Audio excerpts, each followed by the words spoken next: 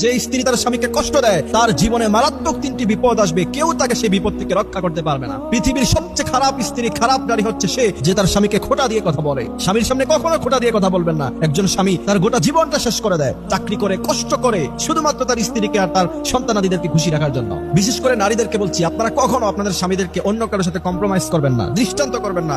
অমুক ভাই তো তার স্ত্রীকে অনেক কিছু দেয়, তুমি আমাকে কি দিয়েছ, এরকম কথা কখনো আপনার স্বামীকে বলবেন না। কারণ যদি বলেন, সে হৃদয় এতটা কষ্ট পাবে, আর এই কষ্ট পাওয়ার কারণে মারাত্মক 3টি বিপদের মধ্যে আপনি সম্মুখীন হবেন, কেউ আপনাকে বাঁচাতে পারবে না। আম্মা জানা আয়েশা রাদিয়াল্লাহু তাআলা আনহা তিনি বললেন, আমরা সব সময় বিশ্বনবীকে বলতাম, ইয়া রাসূলুল্লাহ, আপনি আমাদেরকে এটা দেন, আপনি আমাদেরকে ওটা দেন। বিশ্বনবী বলতেন, আমার সামর্থ্য নাই, দিতে পারবো না। একবার চিন্তা করলাম, সমস্ত বিবিরা এসে আন্দোলন করলাম, ইয়া রাসূলুল্লাহ সাল্লাল্লাহু আলাইহি সাল্লাম, আপনি আমাদেরকে দেওয়াই লাগবে।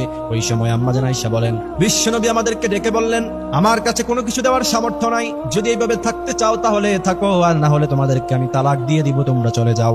আম্মা জান আয়েশা বললেন, ওই সময় সমস্ত স্ত্রীরা বললাম, ইয়া রাসূলুল্লাহ, ইয়া হাবিবাল্লাহ, আপনি আমাদের কিছু দেওয়া লাগবে না, আপনি শুধু খালি আমাদেরকে স্ত্রীর মর্যাদা দিয়ে রাখেন, এটাই আমরা অনেক খুশি। সুতরাং কোন স্ত্রী যদি তার স্বামীর মনে কষ্ট দেয়, তার জীবনে 3টি মারাত্মক বিপদ আসবে।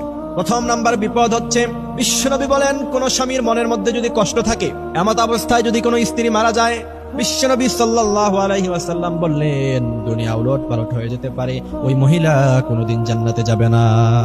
অর্থাৎ আপনি যদি আপনার স্বামীর মনে কষ্ট দেয়া অবস্থায় দুনিয়া থেকে চলে যান, মহিয়সী নারী হতে পারেন আপনি, তাহাজ্জুদ গুজার হতে পারেন আপনি, অনেক কুরআন তেলাওয়াত করেছেন জীবনে, কিন্তু আপনি জান্নাতে যাবেন না। বিশ্বনবী সাল্লাল্লাহু আলাইহি ওয়াসাল্লাম বলছেন যে তার স্বামী যদি তাকে মাফ না করে, তার উপর যদি খুশি না থাকে, ওই নারী, ওই স্ত্রী কখনো জান্নাতে যেতে পারবে না। দ্বিতীয় নাম্বার হচ্ছে, তার সংসারে কখনো উন্নতি হবে না, সংসারের মধ্যে ভালোবাসা থাকবে না, দুর্বিষহ জীবন হয়ে যাবে তার। স্বামীর মনে কষ্ট দিয়ে পৃথিবীর মধ্যে কোন নারী সুখী হয়েছে এমন কোন নজির আমরা পাই নাই। এজন্য বিশ্বনবী সব সময় তিনি বলতেন, স্বামীর মর্যাদা ইসলামে অনেক দেয়া হয়েছে, তবে আবার স্ত্রীর অধিকার আছে।